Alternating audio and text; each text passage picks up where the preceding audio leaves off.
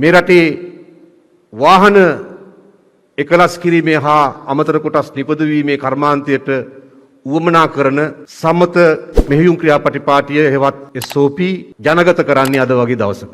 මම ඇමති වෙනකොට තිබුණේ වාහන එකලස් කිරීමේ කර්මාන්ත 4යි. අද තියෙනවා 27ක්.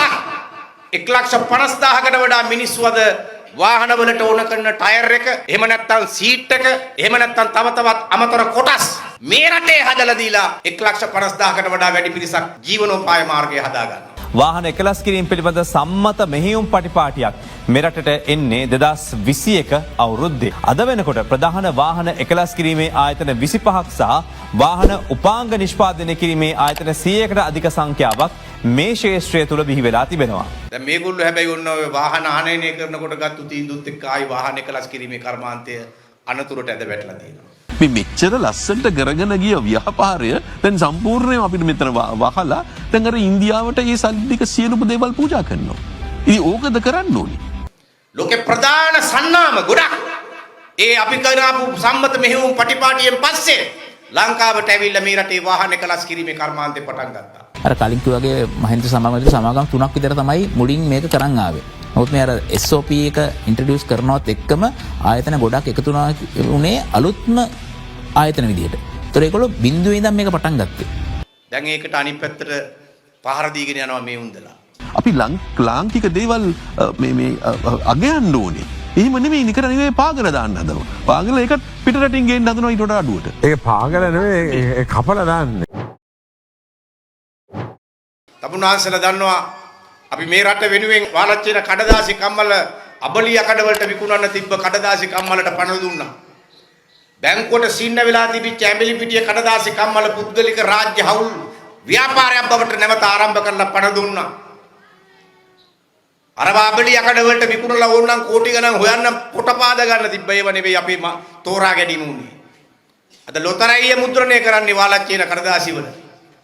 එතෙන්ට ඊරක් ගෙනාවා. සම්මත මෙහෙයුම් පටිපාටිය කියලා එකක් හදලා මේ රටේ වාහන එකලස් කිරීමේ කර්මාන්තය.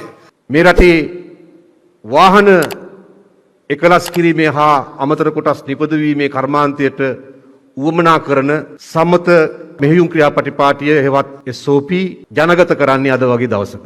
අපි බලාපොරොත්තු වෙනවා මේ සම්මත මෙහෙයුම් පටිපාටිය ඇති කිරීම මගින් මේ ක්ෂේත්‍රයේ ව්‍යවසායකත්වය මීටත් වඩා ප්‍රබලව බලගැන්වෙයි.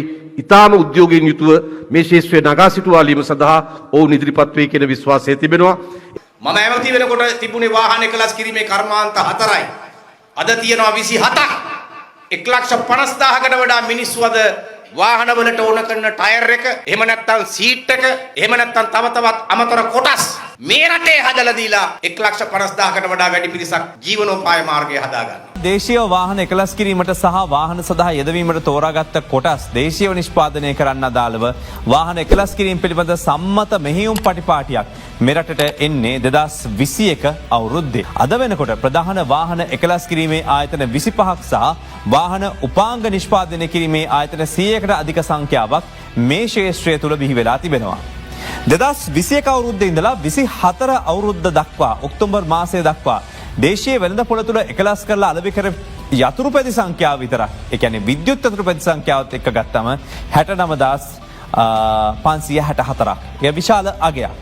ඒ වගේම මේ කාලය තුළ එකලස් කර අලෙවි කර ඇති කාර් සහ මෝටර රථ වර්ගයේ වාහන සංඛ්‍යාව ගත්තොත් 7891ක්. සමස්තයක් විදිහට මේ කාලය තුළ දේශීය වෙළඳපොළ තුළ එකලස් කරලා අලෙවි කර තිබෙන මුළු යතුරු පැදි සංඛ්‍යාව මෝටර රථ ප්‍රමාණය ගත්තොතින් සමස්තයක් විදිහට දෙකම එකතු කරාම 77455ක් විදිහට දක්වන්න පුළුවන්. දැන් මේගොල්ලෝ හැබැයි ඔන්න ඔය වාහන ආනයනය කරනකොට ගත්ත තීන්දුවත් එක්ක ආයි වාහන එකලස් කිරීමේ කර්මාන්තය අනතුරට ඇද වැටලා තියෙනවා.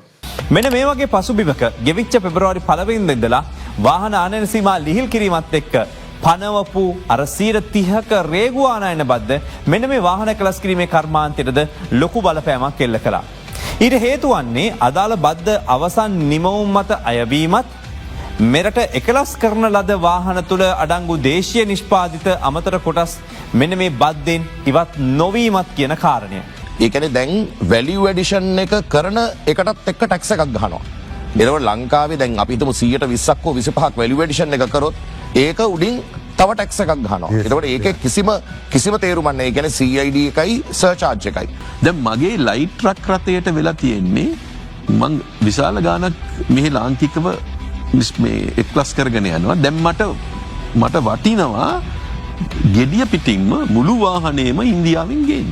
දැන් බලන්න අපිට තියෙන අහේනිය අපිට තියෙන මේ ප්‍රශ්නේ මේ මෙච්චර ලස්සනට කරගෙන ගිය ව්‍යාපාරය දැන් සම්පූර්ණයෙන්ම අපිට මෙතන වහලා දැන් අර ඉන්දියාවට ඒ සල්ලි ටික සියලුම දේවල් පූජා කරනවා.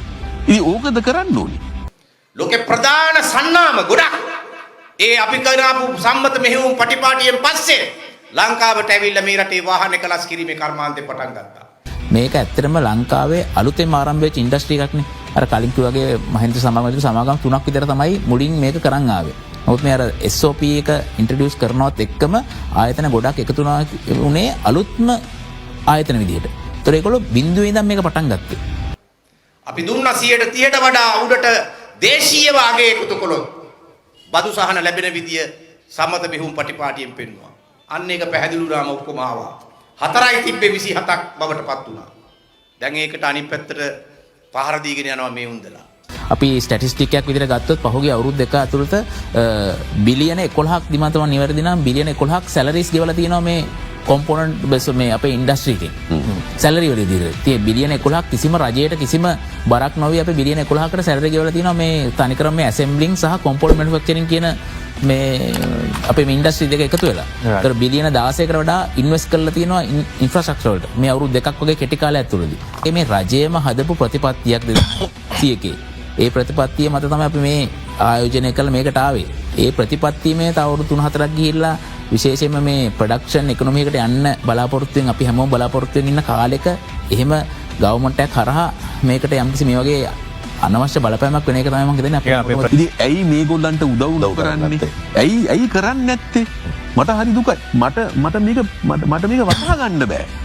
අපි මේ මොකද්ද කතා කරන්නේ කියලා මෙච්චර විද්වතුන් මෙච්චර පිරිසක් ඉන්න මේ රටේ අපි ලාංකික දේවල් මේ අගයන්න ඕනේ.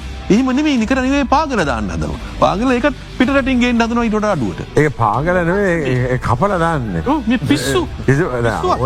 ඒ නිසා තමුන්වන්සලා අපි භාවිතාවෙන් රට වෙනුවෙන් යුද්ධ තියෙන වෙලාවෙත් යුද්ධෙන් පසුව මේ රට හරි පාරේ රැගෙන යන්නත් අපි ඉන්න ආණ්ඩුවත් වැරදි පාරේ යනවා නම් ඒකට විරුද්ධ වෙන්නත් තනතුරට සිද්ධ වෙන අනතුරු ගැන නොතකා කටාරින්නත් ඒ වැරදි පාර හරි පාරට අරගන්න මහන්සි ගන්නත් අපි හැම වෙලේම වැඩ කරලා තියෙනවා වරප්‍රසාද දිහා බලන්න.